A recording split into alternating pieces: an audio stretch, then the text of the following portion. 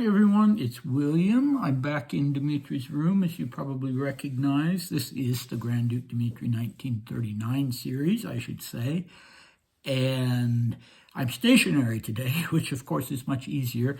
I think the next selfie video that I'll make is just showing the path from the funicular station to the front of the sanatorium, so you can see that fateful walk that Dmitri took on his arrival here for his exam on the 2nd of September, and then for the rest of his life, his residence for the rest of his life on the 3rd of September. Okay, so we're up to part 7 of this long and incredibly rich letter that he wrote to his sister. He didn't often write letters like this, so this is a really special one, and we'll talk about that a little bit. So our recap for part 6, well, he talks about having his exam, and then the next day coming and checking in, and describes his room a little bit for us and the balcony, and he seems in high spirits, doesn't he? He talks about how there are no dreary views to be seen anywhere, and the green grass and meadows are beautiful, and so on and so forth. And unfortunately, he would not remain very long in that state of mind, but that was how he was feeling as he wrote this letter. So our cast today, we have a nurse who is legendary here at Schatzalp. And we have mentions of Polly, his son, Prince Paul Ilinsky, and of Grunwald, Maria's friend, and his, but Grunwald was a person who very much annoyed Dmitri. And then a mention of 2 of the prominent Russian aristocratic families in exile, who any of you who have watched the 1921 diary series that will know that they were part of Dmitri and Maria's circle of friends, the Vorontsovs and the Sheremetyevs. And we'll start with them, in fact, because Dmitri was always writing little asides in the margin, not part of the main body of the letter, but apparently something that just popped into his head, and he would write in the margin. And so this time he writes, in quotes, "These Romanovs are all rotting from the inside," end quotes, and then in parentheses, "heard among the Vorontsovs and Sheremetyevs." And of course, he was not there to hear them actually saying it. This is conjecture on his part. So you remember the last thing that I read that he had put in the margin was about, Dmitri Pavlovich, have you heard he's gone and gotten himself tuberculosis? And then this time, these Romanovs are all rotting from the inside. So he's really worried about what people think about this, or maybe worried isn't so much the word as he feels really stigmatized. So not everybody who you would find, for instance, at Sanatorium Schatzalp felt that way at all. Some of them, when they could, would go down to town and be very social. But Dmitri just felt so stigmatized by having this disease. But we'll come back to that. So here's the main body of the text for today. On that first day, a nurse came to me, a middle-aged woman with a mustache who looks like a Russian nursemaid. She is my schoolmistress. It was 6:00 p.m. and getting dark outside. Time to submit myself to the regimen of the sauna. She immediately took my temperature. I felt well, better at least than I had felt those last few days in Paris. That's because of the altitude. Imagine my surprise when I turned out to have a temperature of 39 degrees. The sister herself couldn't believe it and tried a second time, but it was correct, 39. So that must be what I was running during the previous 2 to 3 weeks, and that explains my horrible night sweats of the previous 3 months. Evening came, and dinner was brought to me on a tray. The food is quite tolerable. Then at 9:00 p.m. it was time for bed, and so began my first night at the sanatorium, the first night of my entire life in a hospital, because this really is a hospital after all. And fear gripped me once more, the fear that comes by night. when I ask myself how I will leave this place and when. It was horrible, and I pitied myself. And Polly. I was terribly sorry for you. I got out of bed and went out on the terrace. It was a splendid night, moonless but clear, and the irresistible desire to pull through rose up again and seized me with extraordinary strength. I went back into the room, fell to my knees, and thanked the one whom I call God for everything that had happened. For example, that I arrived here on the last train, that Grunwald was able to get me a visa at the last minute. Without Konstantin Konstantinovich, I would not be here in Davos. That this sanatorium is open while almost all the others are closed. That the doctors here were not called up. Triple exclamation point, and by called up he means mobilized. So that's what I gave thanks for, and I asked that passionate, deep-seated drive to pull through should not be taken from me, exclamation point. It was almost mystical. Okay, I just have to make a quick note of something here. There we go. Okay, lots to talk about in this one. I maybe even should have done a shorter section of the diary. But anyway, let's start with these Romanovs, in quotes. These Romanovs are all rotting from the inside. Well, who are these Romanovs?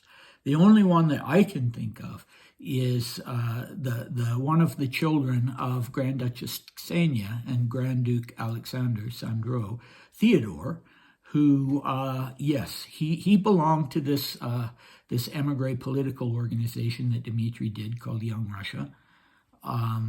Or no, that was his brother Dmitri Alexandrovich. But anyway, Theodore was someone that Dmitri did see and have a relationship with. And he also had TB.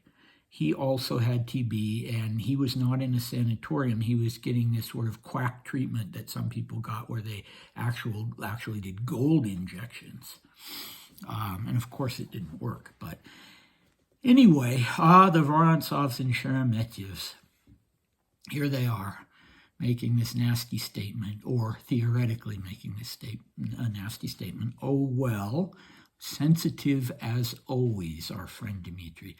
Okay, so let's talk about the nurse. First, Dmitri says that she reminds him, she has a mustache, and she reminds him of a nyanya. So a nyanya would be a Russian peasant nursemaid. I don't know if he thinks that because of the mustache or, which I can't imagine Russian nursemaids being more likely to have mustaches than anybody else. But anyway, that's what he reminds her of. So she must be a kind of, warm person and maybe a little bit maternal. She is my schoolmistress. Okay, so he'd spent the day apparently in Davos, and he was only here at 6 p.m. in the evening, and she takes his temperature, and then he gets in bed, and he won't get out of bed again for another 3 weeks. Because if you had a temperature, the first priority was to bring that temperature down.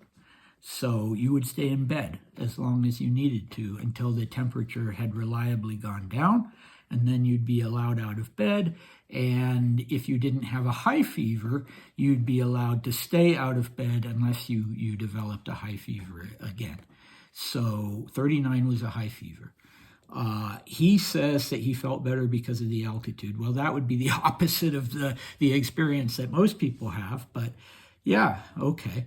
So the nurse, what do we say about her? I do not know her name, but I heard about her before I even got access to this letter. So she was identified. A previous owner of Schatzalp, his family had owned it. Been the part owners all the way back to when it was first built. And when he was a boy, he's a little bit older than me, and when he was a boy, after the sanatorium had converted to a hotel, he and his brothers were told stories about funny things in the sanatorium. And by the former business manager, Arnold Federle. And Federle was a discreet man, and he would not tell them the identities of the patients. But they were told that there was a patient of some significance, political significance or what have you, who was at the sanatorium, and his nurse had a mustache.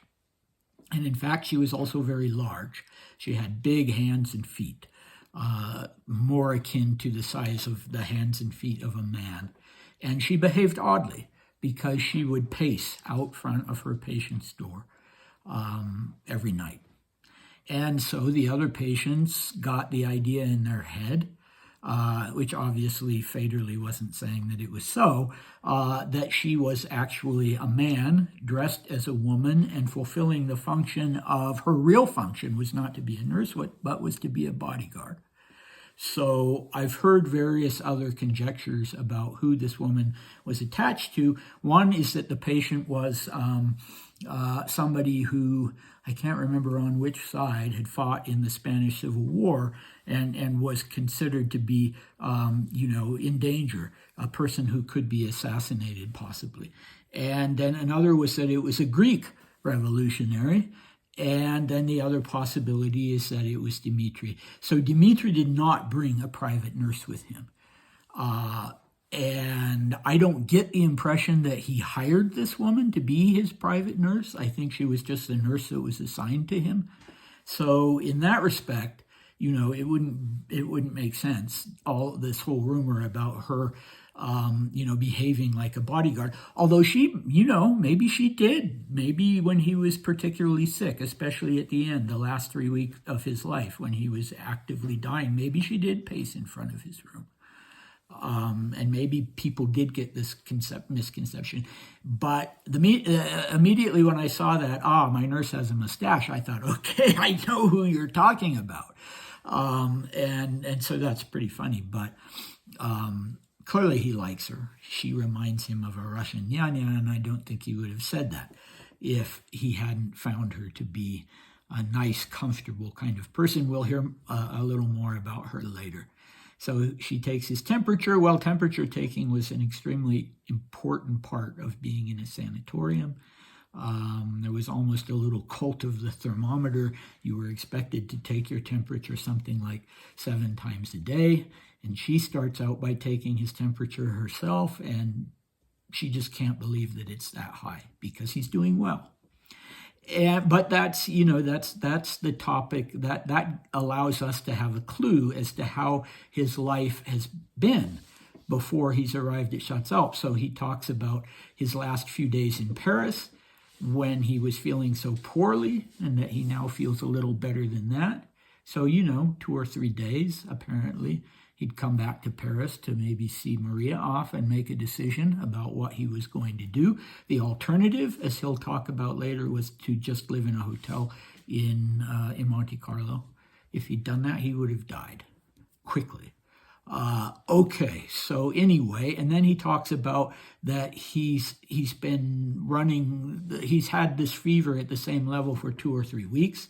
So that would put us into August. And then that he's been having night sweats for 3 months. So that would bring us back to the beginning of the summer. And at some point he went to the doctor. He was not a person who went to the doctor if there was any way to avoid it. I remember once in the 1938 diaries, I think he had a kidney stone. And he was just in the most horrific pain. He couldn't even move, and some friends of his helped him into a warm bath. And he didn't go to the doctor. And then there was another time or call a doctor to come. There was another time in 1920, I think, when he had a fall from the horse, and the horse, landed on part of him, and his ankle was definitely broken, and he wouldn't go to a doctor for that. I've always wondered if he walked with a limp after that. Maybe not, because I've seen video of him actually playing tennis, not video, film. So I don't think so, but he wouldn't go to the doctor. So, he let things go too far, I have a feeling. But anyway, that's what we find. Eventually things got so bad with the night sweats and the fever that he did go to a doctor and he got this diagnosis. Okay. He tells us that he had never before spent a night in a hospital. So, I think by and large, his health had been pretty good. It had been pretty good against what, as opposed to what we frequently hear about him having been sickly his whole life. The only time I do remember him, aside from constant trips to the dentist his whole life, I do remember that in 1915 he had an operation, which I think was probably from what it sounds like, a tonsillectomy, and they did it at home at his palace in St. Petersburg, and they did it without anesthesia, and they did it with Maria holding his head down, and he said it felt like they were ripping his throat out. And I've got to tell you, he was a tough guy, and people back then were tough. He was a tough guy. He just dealt with it. If he had a broken ankle, or whatever, he just dealt with it. When he went to the dentist, good Lord, those parts of the diary just make me cringe to even think about. But good for him. Okay, so he'd never spent a night in the hospital. Then we have our poet friend talking about the fear that comes by night. So obviously he was able to cope with this during the day with all of this, but at night when he was alone and in bed and just by himself, that was when it really got to him. And he was asking himself, so I pity myself, but he also pities Polly. And he pities Maria. I feel terribly sorry for you. So it's not surprising that he feels sorry for his son, who's off in boarding school in England. He didn't see him that often as it was, but anytime he had custody, and anytime Polly had school holidays, he relished spending time with his son. So he feels sorry for his son because Polly isn't going to be able to come and stay with him at the sanatorium, even for holidays. And he feels sorry for Maria. So that's interesting because those are the two people in his life that he feels like really need him. So I found that interesting. Okay, what else? Yeah, so we have this very touching scene. He's not supposed to get out of bed except to go to the bathroom. But he does. He gets out of bed. He goes out on the balcony.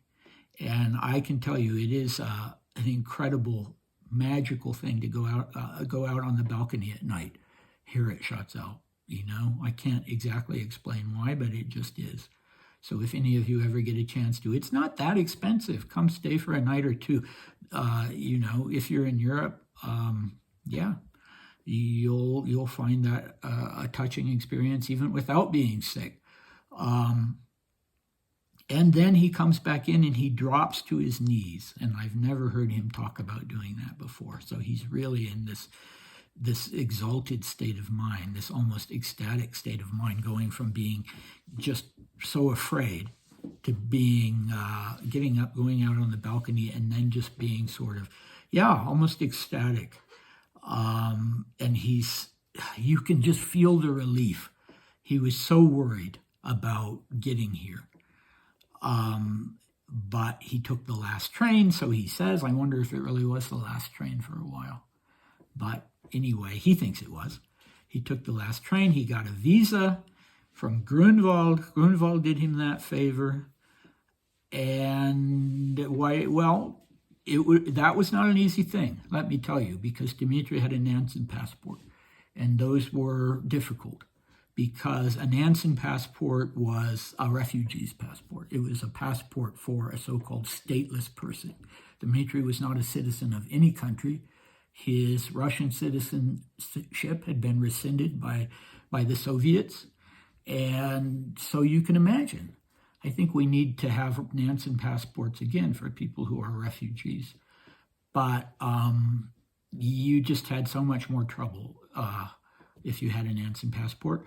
But anyway, I'm not sure what Grunwald was doing at that time that he was able to pull strings and get Dmitri a visa to get into Switzerland. Okay, and then just the fact that his sanatorium was open and that his doctors Maurer and Holdener, who was the assistant doctors, had not been called up for military service. Okay, so, and then he refers to mysticism. And Federle said about Dmitri that the two things that he consistently did while he was here and spent most of his time doing were collecting stamps and reading books about the occult. So that was Federle's word, the occult.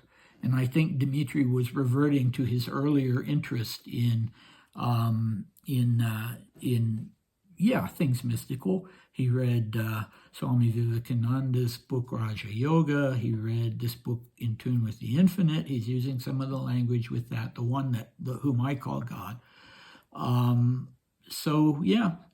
Almost mysticism, he says, it was almost mystical. So he really has an experience. He really has an experience there on his knees, giving thanks and feeling, and writing in English.